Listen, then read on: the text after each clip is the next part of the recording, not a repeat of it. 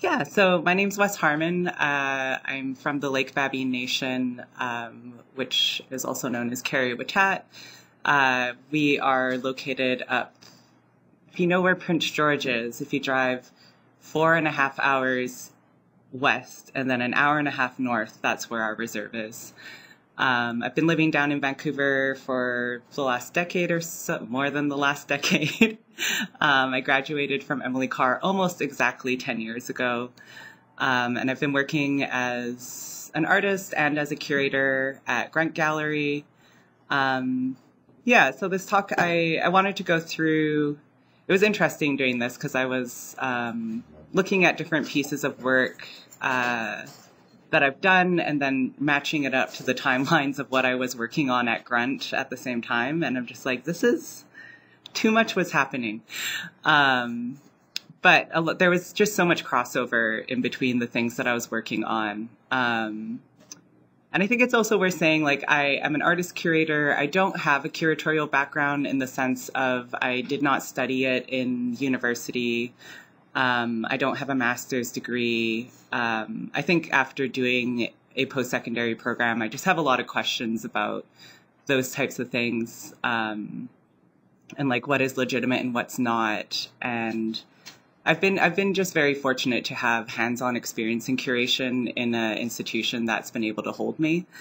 So I wanted to talk a little bit about Grunt first, and what kind of drew me to Grunt, because the more time I've spent there, the more I've realized, like, the culture of that space does bleed into my art practice. And it's also, I find it just really interesting to see, like, how I've been supported and how that can be modeled and carried forward to other people.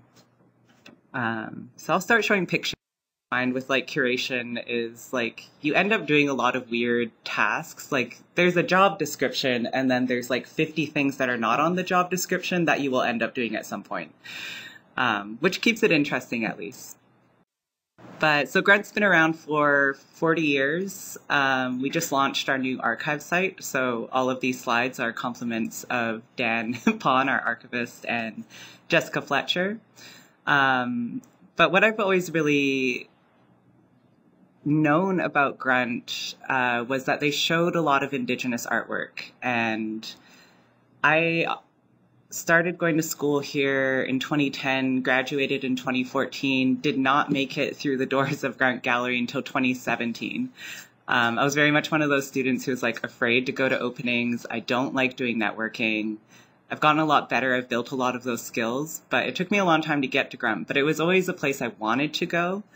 And it was for shows like this. Like this was a show by Mike McDonald back in 1996 in that space. It's moved a couple of times physically. And this is just one of my favorite artworks. Like Mike McDonald, if you're not familiar with his work, it's very documentarian. And he a lot of his work has found its way into different archives because he went and traveled around to different communities and would talk to the elders and just record them, and very little editing. And this particular piece called Touched by the Tears of a Butterfly, all it was is a video of a butterfly emerging from a chrysalis, and then they set up these like beautiful chairs to kind of represent like the colors and beauty of butterflies. And I was reading a little bit about this piece of work, and it was inspired by something he was told, an elder told him. They had told him, whenever you're sick, just follow a butterfly and it will lead you to the right medicine. And butterflies are something that come up in Mike's work, came up in his work throughout the years. Other artists who, for me, were emblematic of Grunt were Gord Hill and Tanya Willard.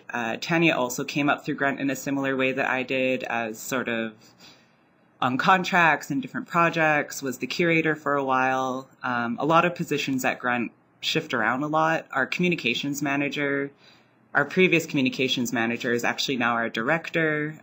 So we like to acknowledge that people have a lot of different types of skills, and try to support like what people are most drawn to. But yeah, like artists like Gord Hill, to me, like he does a lot of comic-based work. He did a lot of banners. Him and Tanya both worked on the I think it was called the Red Power magazine. And there's always been this activism and art spaces feel very comfortable at Grunt. Last night we just had a art build with Defund 604, who does a lot of advocacy work around people who have experienced police violence and families that are coping with lost family members through that. So these are the things that, like, the principles of Grunt that really drew me to space. And also, again, that capacity for, like, the flexibility of the type of work that's moving through there. When I first moved to Vancouver, one of my favorite shows that I had seen was BIPOC Nation. At that time, it had grown to such a big show that it was at the Vancouver Art Gallery. But it was originally a Grunt project, and it was a very small show that ended up touring, and Tanya had started it. And she's just, I love working with Tanya. She's one of the most interesting artists I've come across, and also one of the most supportive. So this is the first show I went to go see at Grunt. It's called Ungalak, and it was Maureen Grubin, and this video being projected on the wall back there was a part of this huge Canada 150 project. I think it was called Sightlines. So what she's doing in the video, she has this huge ball of red fabric, and she's dug holes in different parts of the snow and is like unfurling it and like stitching the land back together. And I finally went to Grunt because an art auntie, Lena Minifee, insisted that I go. And so much of my career has been about people insisting that I do things. And I try to listen and pay attention to who is around me and try to figure out who I want to follow and like what they're offering me. Because people have been so generous. And when I was doing the talk for Sonia's show, something that came up is like a lot of BIPOC people, especially when we're younger, like it's very easy to exploit us. So now that I'm in my 30s and I'm sort of trying to steward like these younger artists, like I feel very protective of them because I've realized how protective people were of me when I was their age. So when I started working at Grunt, I was doing a couple of different projects. There was one thing called the Spark Talks. It was a series of artist talks that we would have at NEC. They were supposed to be like low stakes. A lot of artists who were giving talks at that, this was like their first talk that they'd ever done. It was one of the first talks that I had ever done. It's just like it's like a very warm community event. And I have so much interest, and I've put so much value on these kind of lower stake interactions for artists because it's scary. It takes a lot of practice to be good at giving artist talks and talking about your practice. I feel like I'm still learning how to do that. That project led into a series called Together Apart that I organized. It was like a 3-day symposium festival thing that did not have a very big budget, and I was very ambitious. And honestly, like, the only reason it was possible was because I work as an artist. Like this is kind of my first big curatorial project, but a lot of the people involved are people I either am friends with or whose practices I had been able to experience through different things. And the trust they put into me to like run this event was what made it possible. And in the corner there, I just wanted to include it because like my favorite thing that I got to do with that event was plan a punk show. So we brought a band called With War up from Portland. They're this cool as hell Indigenous punk band. And they were able to make it up. And then we had Morning Coup and Carib, who unfortunately several years after this event was doing some family history investigation and like realized that they're not Indigenous, which is one of those like weird things that comes up as a curator. With this person in particular, I was actually very grateful that they had reached out to me, even though it had been years. Yeah, like we have to deal with this a lot more now, like the pretendian thing. And as an administrator, like that becomes so much more complicated than being an angry person on the internet. Uh, so the symposium that I organized, it was actually kind of based off of this First Nations performance series that was run back in the 90s. And a lot of these artists, as I go through all of these documents, like, there are just so many people that I feel so humble to follow after.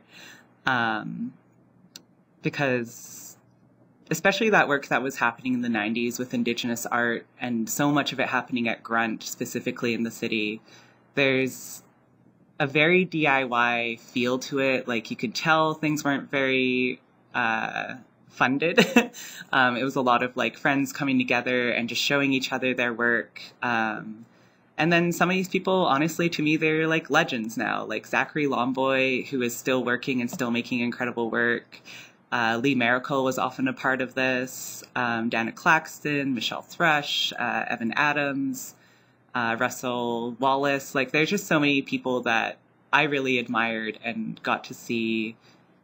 I love that we have their early work in our archives because I get to see how messy it is, and I feel okay about how messy my work is. So in front of you, there's a bunch of zines on the tables. You're welcome to take any of these. We have a bunch, so I just brought some if you wanted some. But yeah, a lot of that work previously had been publications, and that was something I wanted to bring back for some of the work I was doing at Grunt. And the original symposium, we had the first 3 zines you see there, those were all released in tandem with that symposium. And then we applied for funding to make a mentorship project where I could work with young people who were interested in publishing but didn't really know how to approach bigger projects. Again, it's about that like low stakes thing. As an editor on publication projects, I have a very light hand. I really just want people to have a space to say what they need to say. And that's very much what all of these zines are. All of the contributors are queer and Indigenous. They're mostly from the West Coast, but when we had Kaya Joan as the editor for 3 issues, she brought in a lot of people from the East Coast, not the East Coast, Eastern Canada. Every time I say East Coast, people are like, do you mean Ontario? I'm like, yes, I mean Ontario. I know geography. And zines are a big part of my practice. So these are some of the ones I've worked on over the years. Some of them are chapbooks with poetry. Some are just collected drawings and like silly phrases that I put together. I really like zines because I tend to overthink projects, and zines are a nice way to do something. It's like you finish with an object is the important part for me, but the content of it can be quite messy and it can be very personal. It doesn't have to be very edited. I have a couple pages from one of my zines here. You can see it's like I would do drawings and I wouldn't like parts of it, so I'd cut them out and then just re-glue them, repaste them, tape them on. This was a zine about my hair, which I ended up cutting shortly after I made the scene, which was funny. But yeah, I really, whenever I do, we're not doing a zine workshop, but at the end of this, we'll make some patches. And I think I just like, the thing I want to impress on everyone is it does not have to be perfect. It doesn't have to be for anyone but yourself. But it's also like a group like this is a nice way to get to know people as well. And a lot of zine jams are just as much about making a zine as it is about meeting people in your community. First slide is she's braiding these big pieces together. And she's done a lot of different kind of braided works with different fabrics. And you can't see in this still, but where she is braiding this, the wind is just cutting across so hard. You can kind of see her sometimes like get caught in the wind and blow back a little. So it's a very like physical kind of work that she does. And another thing that comes up a lot in my work is textiles. And I try to not treat materials too preciously. which is kind of a hard thing to do sometimes as an Indigenous artist when you want to work with materials that are considered traditional. So like leather and like antique buttons, glass beads, all of these things have they have like a monetary value to them that is scary. It's like the blank piece of paper. You don't want to draw on it if you know you've spent $5 on this like special piece of paper. So I try to use like scrap materials, things that have been gifted to me. I'm totally okay with using plastic buttons. A lot of the regalia from my community, we do use formline, but we're kind of like magpies. We collect everything. We love rickrack. We love weird materials that one of my favorite pieces of regalia from my community is this bear on the back of the blanket that's just entirely made out of sequins. So this jacket series it's an ongoing series, and they're just meant to be fun, and each one of them kind of represents a different idea. The pink jacket in this photo, it's not the best photo to see the text, but it says, "Tell me about first contact." And it's about, my sister and I really like sci-fi movies, so I wanted to make a jacket that kind of was about our relationship and the things we enjoy together. Because like so much of the work that I get asked to do, especially as an illustrator, is very heavy. It's always about reconciliation, our missing and murdered Indigenous women, and just like very heavy things where it's like, I live with this every day. To make a practice out of that and to professionalize it is very hard. So I try to avoid that. This was the first jacket I made. I made it in a week, which was a lot of beating to do in a week. But I was I was on a residency in Banff, and it was just such a good group of people. They had brought, it was the first time they didn't really have a facilitator for the whole time, and everybody just came ready to work. But one of our guest faculty was Bear Witness from Hallucination, formerly Tribe Called Red. And they were doing a show in Calgary, and they offered everyone at the residency free tickets. And it was just funny to be in the prairies and like around so many Indigenous people, both at the residency, but then in Calgary. And people were just constantly asking, like they would greet me in Cree, and I'm not Cree. So I really wanted a jacket that was like, I'm not from here, like I'm Indigenous, but like when you speak to me in Cree, I'm not going to understand. Which has actually shifted a lot because I work with a lot of Cree artists, and I think I actually know more Cree at this point than I do Carrier. So, yeah, a lot of the work that I do at Grunt, it was kind of gradual. Like this was a show that I co-curated with Vanessa Kwan, the previous director at Grunt, who now works at the Libby Leschgold. So much of what I've learned is like, I'm so indebted to Vanessa. Like so much of the way I've learned to work with artists, and so much of the way I've learned what are the actual priorities of the work that we do is from Vanessa and about the care that they've shown other artists. This is a show I'm so proud of, but nobody saw because it was like in lockdown. Yes, some people saw it. Very few people saw it though. We had such grand ambitions of like to bring classes in because it was like this cool publication-based show. Marlene was such a dream to work with, like painted this beautiful facade.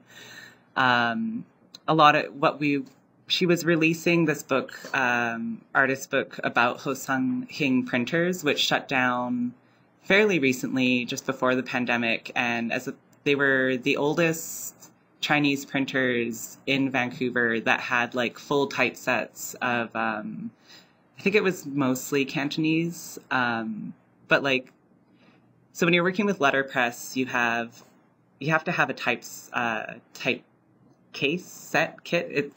It's a lot of setup. And they were giving this stuff out for free. And I think what's that rich guy name? He donated the space for the Chinese Cultural Museum in the downtown east side. Remy? Rennie, yeah. The Rennie has a lot of the collection now. So Marlene was able to go into that collection and use some of it to make work. And it was just such a joy. And like, as I've worked at Grunt over the last 4 years, you can see a very strong illustration thread through all the exhibitions I've curated. Yeah, this is the publication she was working on. And then she had like some fold-out zines. Marlene's zines are fancy. Like, they're beautiful. They're often screen printed or done on letterpress. The publication she did for this show was risographed. So like, these are all just different methods. She is a printmaker by profession. Your zines never have to look this nice. When I look at Marlene's zines, I'm like, this is the goal. If you have the time and money and skill. But a lot of her work is about labor, and that also really resonated with me with the show, and also about uplifting different activists through time. And the bottom zine was a part of a series where she was focusing on specifically like Chinese women labor activists. Another project we do at Grunt is the Mount Pleasant Community Art Screen. So we jury once a year. We take in about 20 different works. And what I personally really like about the screen is, again, you do not have to be a professional artist. We've gotten so many submissions from people who maybe don't even identify as artists, but might be community workers or cultural workers in other ways. And they'll film things on they're just on a phone. And the screen actually receives a lot of formats really well, which was part of why we chose this one with this type of specs, was we wanted it to be open literally to anyone. If you can make a slideshow, perfect. If you can't make a slideshow, we'll help you. So if you're ever on Broadway and Kingsway, you can see the screen. And we have a whole bunch of new works launching next month. And one of the ways I awkwardly crossed over with the screen was prior to me taking any positions at Grunt. We had this work from Amanda Strong. It's called Badabin. So the puppet was modeled after me, which was really funny. I don't get any monetary gain out of this, but it was just funny to be I'm also on the screen that I'm curating, but it's my puppet version. And I had a really bad night one night during the pandemic. So I went out for a walk and ended up at the screen, and the puppet was bent over backwards, just floating in space. I was like, that is how I feel. It's a little too much to look at, so I'm going home. But I was also a part of a project that Charlene Vickers was curating called Cool Indians on Main Street, which was a follow-up of a program she did back in the early 2000s. She just invited a bunch of artists that she knows frequent Main Street or live around the area. And I made this work, which was the first time I'd ever animated anything. And I'm very happy with it still.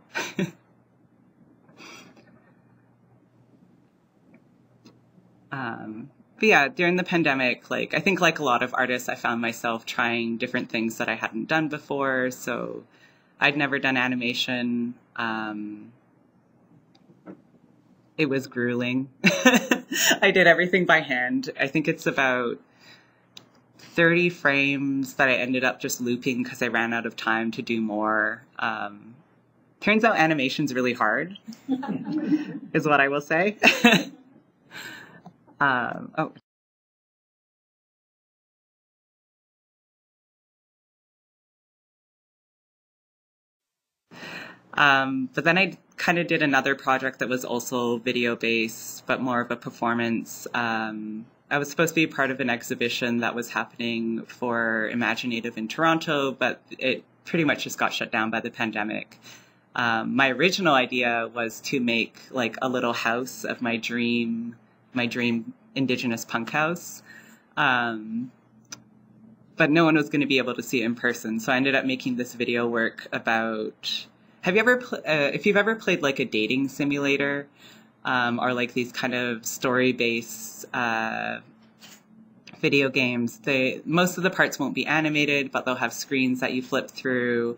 And you'll have choices that you have to make throughout the game, and it affects like the rest of the game. This is not a functional game. I like fully faked a game. It's like 280 slides to like pretend that I'm playing a video game, which at the time felt like a very funny joke to me. And now in retrospect, I'm like, what was I thinking?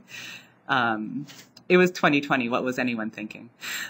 And then other work that I do in my personal practice, because I do zines and like, I get asked to do posters quite often. So the poster on the left, the Defund the Police poster, was done as a part of an exhibition where we wanted to do some fundraising for different land defense efforts that were happening.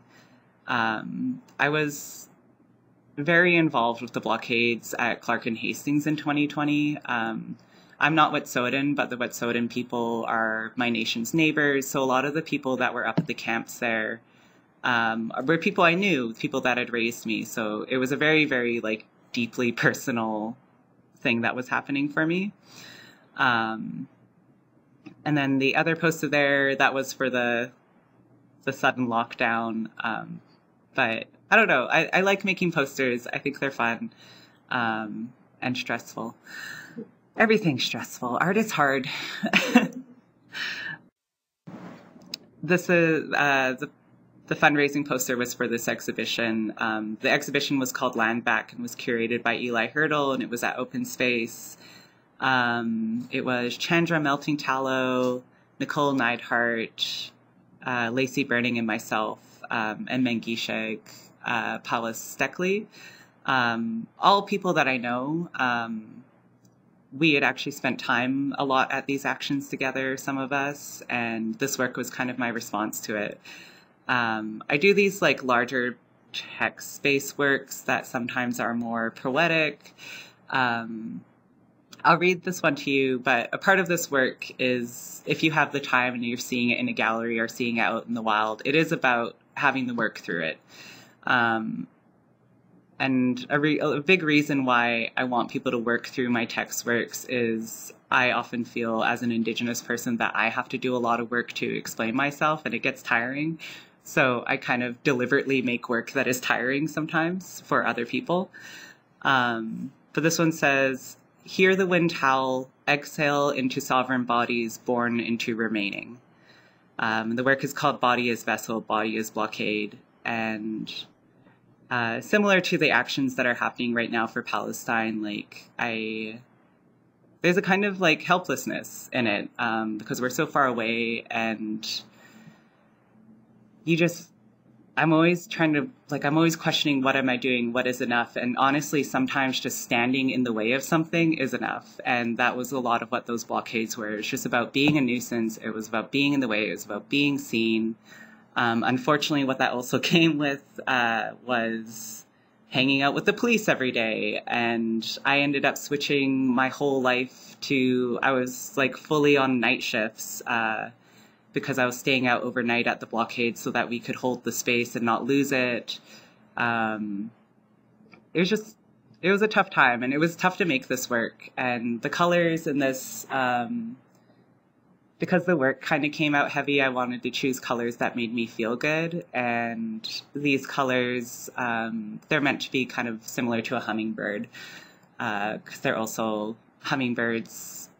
They were starting to come out around the time I was painting this, and my grandmother really loved hummingbirds, and they just fill me, they're such a West Coast thing, and they just fill me with so much like calm and love and like enough space to think about what I need to do.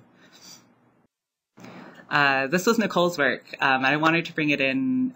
This was also in the same exhibition, and I just wanted to bring it in because I'd done a studio visit with Nicole the year before, and she had told me about this project, and this was one of those funny moments where I was like a little jealous that I didn't get to curate this into a show, even though we were artists in a show together.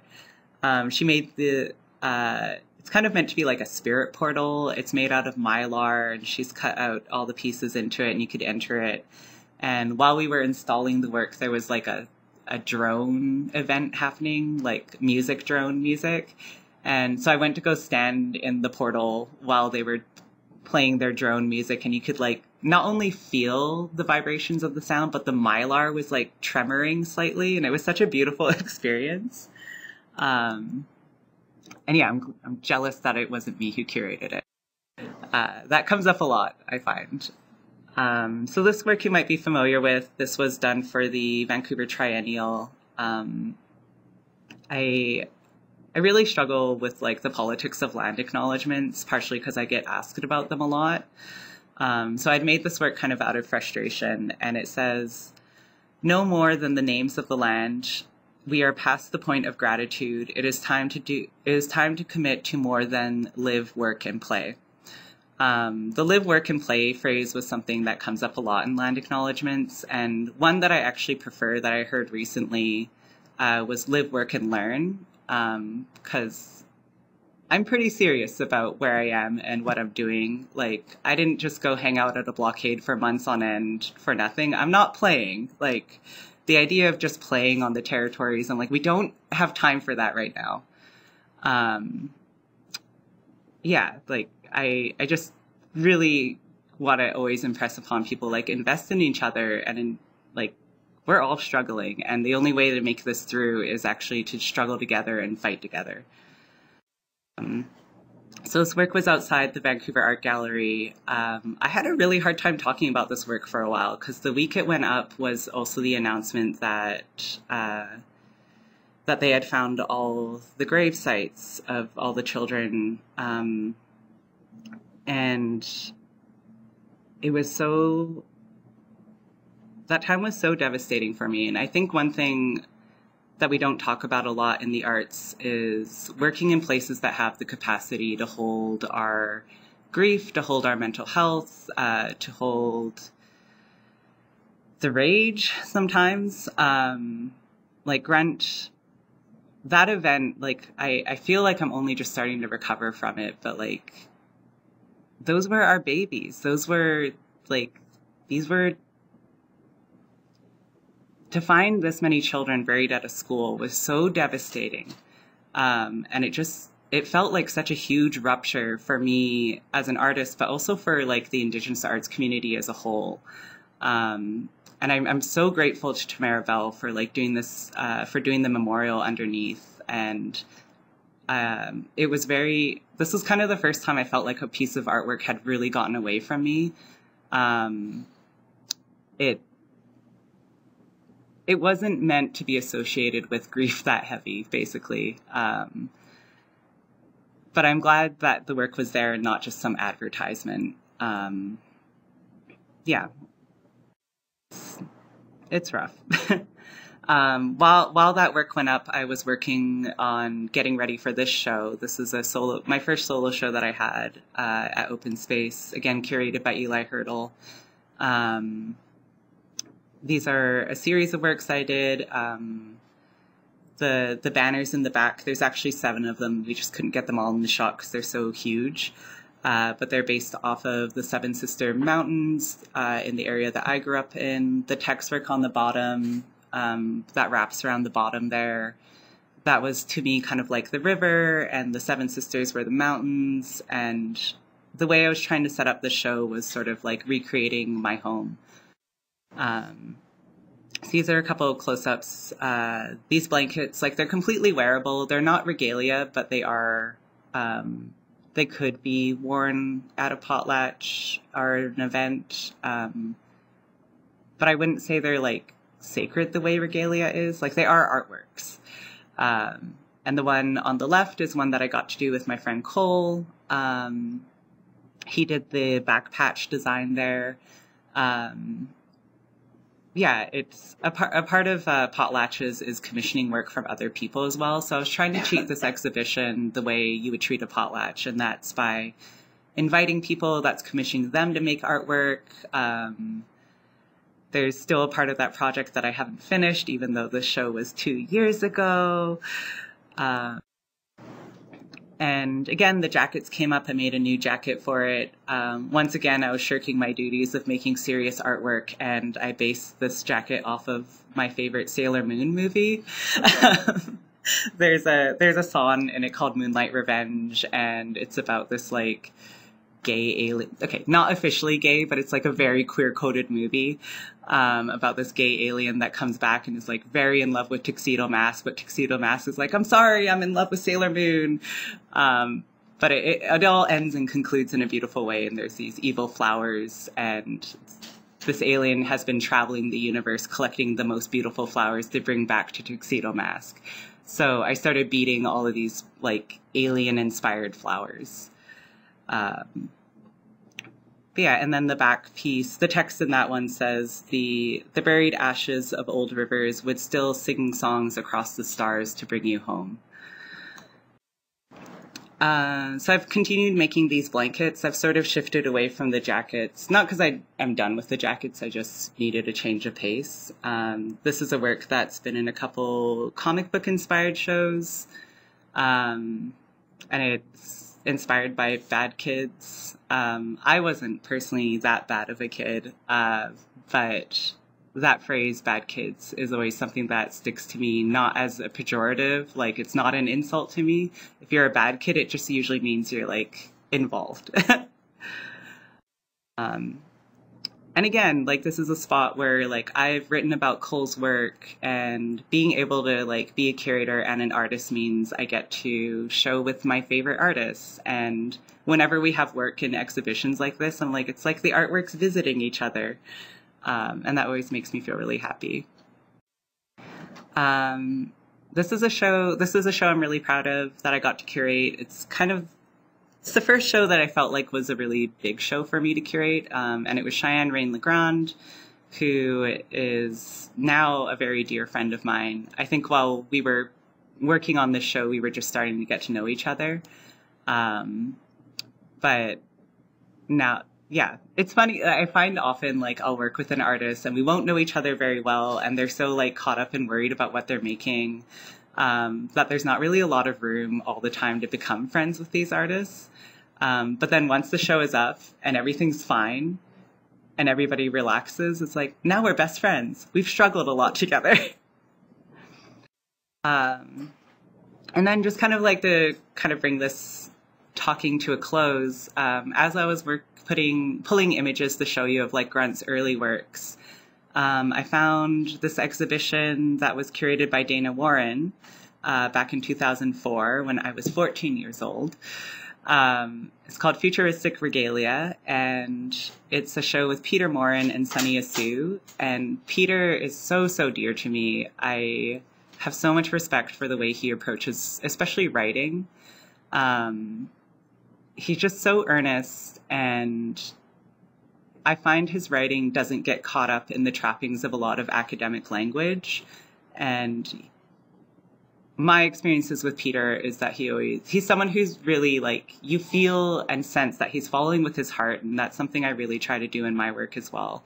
And it just, seeing these images and seeing these, his versions of Futuristic Regalia displayed in the same way that I've displayed my jackets, it just felt so, one, time is a flat circle. Like we're always coming back and doing the same things, but this work in particular felt like familial. Like, and I think that's kind of the feeling that I have about having a curatorial and an artist practice, is it feels more familial to me, in the sense of if I was in my own community, the work would be lifting each other up in different moments and making sure that everybody has what they need. And then this is the work from Sunny. Sunny is also an artist who was very inspiring for me as a student when I was going to Emily Carr, and to be showing in shows with him now is just like, it's very humbling, but it's also like a little bit like I get to show work with Uncle Sunny now. I have my own Uncle Sunny. I won't steal Sunny Asu. But yeah, I love seeing the way these threads all start to come together. And I think this work traveled with an exhibition called When Raven Meets Spider that Lena Minifee curated. Lena, the person who pushed me to go to Grunt in the first place. And then I had a monograph come out in 2021 that Stacy Kuzel, another Indigenous curator, was like just so strongly supported. And as a part of that project, I was able to ask Peter to write an essay about my work. And I was rereading it last night and literally cried about it because it was just so complimentary. But Peter and I grew up in the same part of the world, and having Peter out there is kind of like having another cousin out there. Yeah, and then the last thing I wanted to share was not something that I've made, but something that I think about a lot. This was a piece, this is a set of rules that was given to me by a printmaking teacher. And they're originally written by Sister Corita Kent. Her contemporaries were like, she was friends with like Alfred Hitchcock, with Andy Warhol, and she was really inspired by his factory. And so she made her own kind of factory of work.